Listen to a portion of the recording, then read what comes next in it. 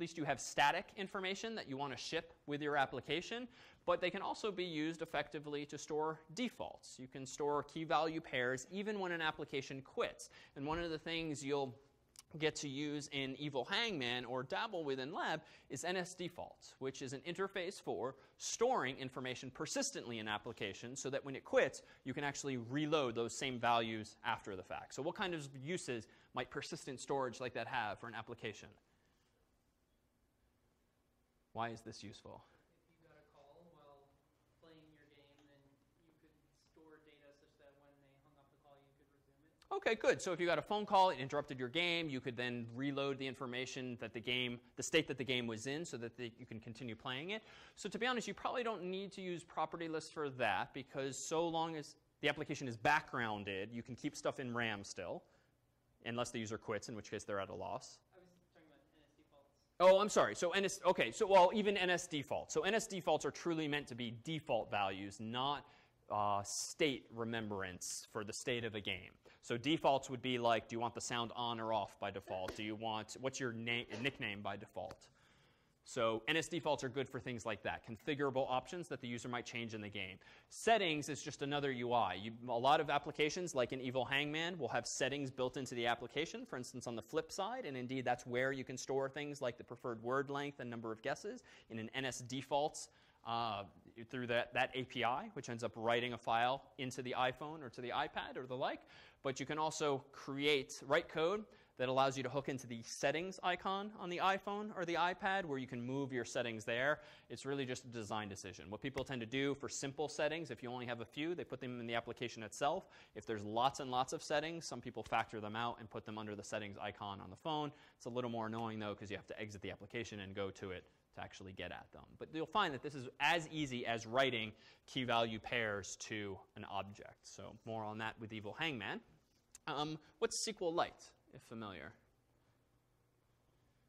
Flat file SQL. It stores a SQL accessible database in a flat file. Exactly. So a SQL, a structured query language, is a database language with which you can write information to a database and read it and use syntax that allows you to search the database fairly easily. You don't have to resort to linear search all of the time. And it's nice because you don't need a server. You don't need MySQL or Postgres or Oracle or anything like that. You just store it in a binary file in the same folder, typically, as your code. And what SQLite is, it's an API that lets you read and write from that file using select and insert and delete, if you're familiar with that feature of SQL. The catch is, in iOS, the SQLite library is implemented not in Objective-C, but in C, which means the code looks horrific. It's very useful, it's very powerful, but it's also a bit arcane. And so people typically use other constructs, a couple of which we've discussed.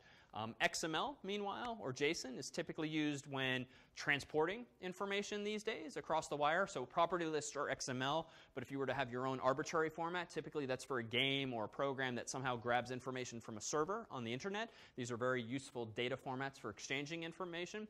And then finally, there's core data, which is an Apple SDK that allows you to abstract away the notion of a database altogether and define your database schema, define the keys and the values, the relations among them, using their graphical editor to wire things up a little more high level.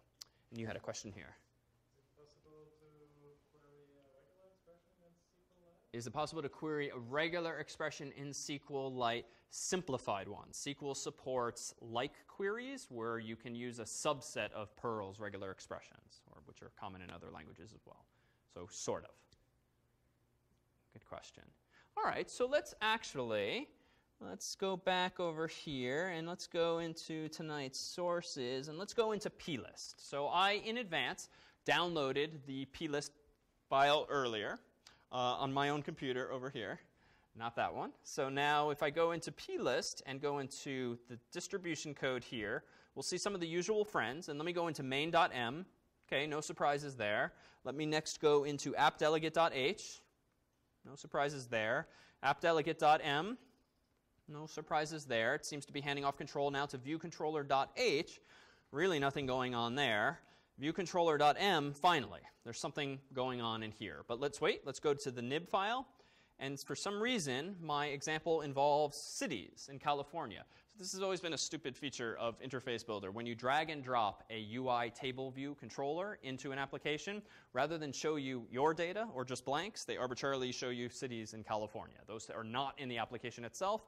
It's like a screenshot of someone else's application, but mildly confusing.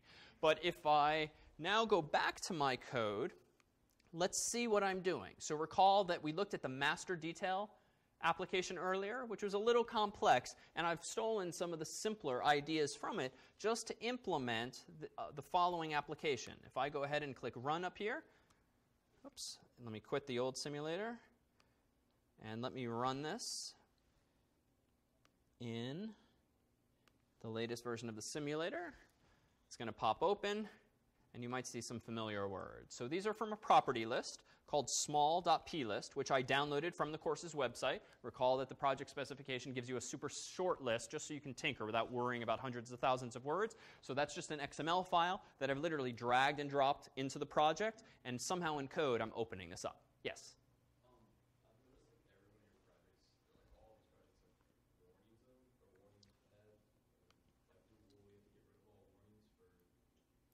Oh, yes, you should. It's because I made these on another computer, and that one, there we go. Yeah, so with things like this, I'll fix these and re-upload them so you don't see these little warnings. It's because the computer I was creating them on was a slightly different version. Short answer, your code should have no warnings. Therefore, do as I say, not as I do. But I will fix that. Okay, so this plist file, I literally just dragged and dropped into the supporting files folder, but it's not really a folder. I could have put it anywhere into the project. And so that means all of the logic must be in this .m file. So let's see what's going on. This is my view controller class. I have chosen to implement this familiar method now, init with nibname bundle. And what am I doing in there? One, I'm calling the parent class's version of that method. So that's familiar construct, checking its return value to make sure it's not nil. And then I'm apparently loading words. So how do you go about loading an XML file, specifically a property list, from your application if you've dragged and dropped it in there or added it by going to File, Add File?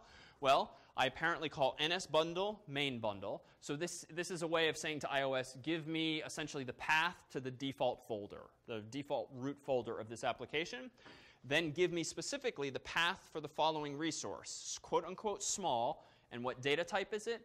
plist. So this is a way of telling iOS, give me a file called give me a file called small.something.